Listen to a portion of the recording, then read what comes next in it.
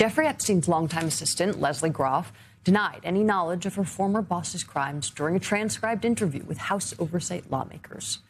Groff, who worked for the late sex offender for nearly 20 years until he was arrested on sex trafficking charges, testified before the committee yesterday and said she, quote, never saw anything improper. She went on to say that she wasn't aware that some of the women that she arranged to massage Epstein were minors. Her name appears more than 160,000 times in the files released by the Justice Department. Meanwhile, Microsoft co-founder Bill Gates will testify before the committee today. The billionaire is among a number of high-profile individuals shown in photos with Epstein released last year. And reports say that former chief investigations counsel for the committee, Jake Greenberg, has been helping Gates prepare for his interview.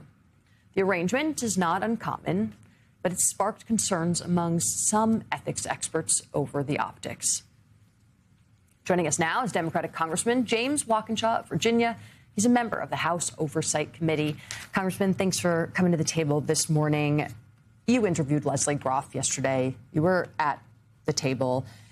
What were your biggest takeaways? And are Groff's claims that she was not aware of anything over the course of 20 years, including personally arranging some of his massages with minors, are those believable? I didn't find her claims believable. 18 years as Epstein's assistant, before and after his 2008 guilty plea for soliciting prostitution from a minor. So your boss pleads guilty to a sex crime. He's a registered sex offender.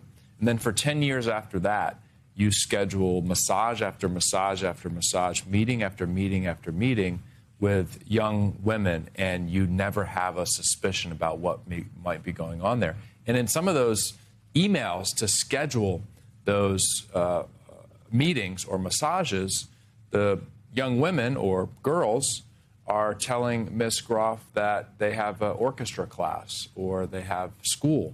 Now, maybe an adult could have an orchestra class or a college course, perhaps, but it might raise some suspicions for a normal person. What was her response to those follow-ups? Her response was she trusted Epstein. She felt like he had reformed after the 2008 conviction, and that she had no reason to believe that anyone was underage or that there was any sexual abuse taking place. If she was ignorant of what was taking place, she was very, very willfully ignorant of it. I don't buy her story. What do you expect to hear today from billionaire Bill Gates when he arrives before the panel? I expect he'll be consistent with what he said publicly, which is that his relationship with Epstein was limited. Epstein was hoping that he would set up a donor-advised fund. He hoped that Epstein would recruit others for the Gates Foundation philanthropic work. I think we're going to be asking tough questions about the nature and extent of that relationship. There are some strange elements to it where Epstein learns of this affair Gates has with the Russian woman and clearly tries to use that as leverage over Gates.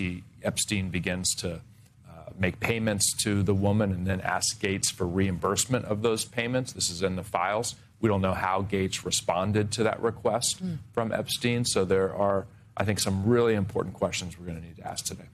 And then Committee Chairman James Comer has said that he doesn't believe that Todd Blanche, the acting attorney general, whom his former boss, Pam Bondi, has said is responsible for the extremely messy and inadequate release of the Epstein files, doesn't need to come before Congress and your committee to answer any questions about that, especially in the midst of his appointment to permanent attorney general. When I heard Chairman Comer say that yesterday, I thought he must have caught this Trump syndrome and maybe he fell asleep during our interview with Pam Bondi, because when Democrats asked Pam Bondi questions, her response was, you should talk to Todd Blanche. When Republicans asked Pam Bondi questions, her response was, you should talk to Todd Blanche. He knows the answers to these questions. So for Chairman Comer to have forgotten about that is kind of astounding to me. Quite frankly, I see it as part of this Trump administration cover-up. Anytime this investigation gets close to someone who's still in the Trump administration, remember, Pam Bondi came in after she got fired by Trump. Bill Barr came in after he was no longer in the Trump administration. Chairman Comer is unwilling to really take on the Trump administration on behalf of the survivors who are demanding accountability and transparency. Any other key takeaways from that conversation with Pam Bondi about her role? I think the key element of her role, as she explained it to us, was ignorance. She didn't seem to know the details.